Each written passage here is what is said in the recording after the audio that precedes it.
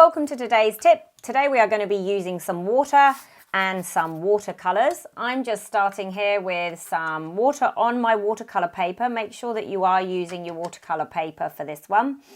Anything else will be too tricky. And I've just put some red on there, and I'm now going to be using a straw to blow out some of that color into really fab patterns.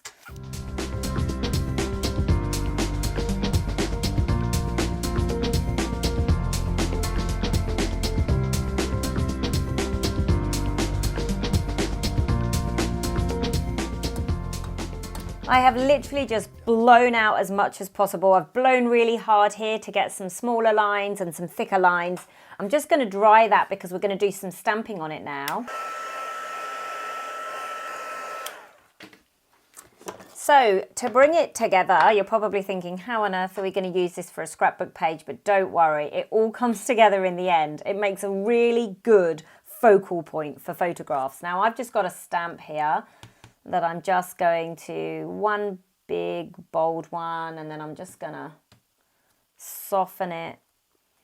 And now finally, another thing that I have been loving recently is drawing directly onto my watercolors. And I've just got some fabulous pens here. I'm really loving these. They're called the Crayola Signature.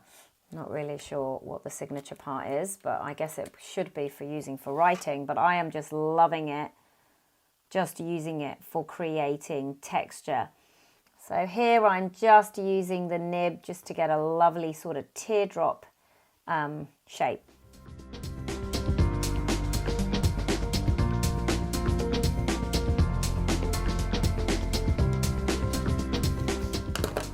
Okay, I've just added a few circles there and my lovely dots, and I think it just looks amazing.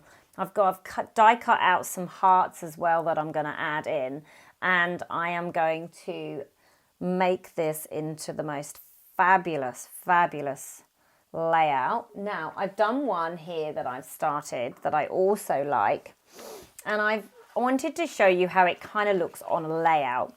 Because a lot of the watercolor papers are not on 12 by 12, you need to mount it on a really bright color. So here I've put it onto the pink, and I've got my stamps, and I've got my title saying just today, and it really does make everything stand out beautifully. So have a go, it's great fun, and it produces the most amazing effects.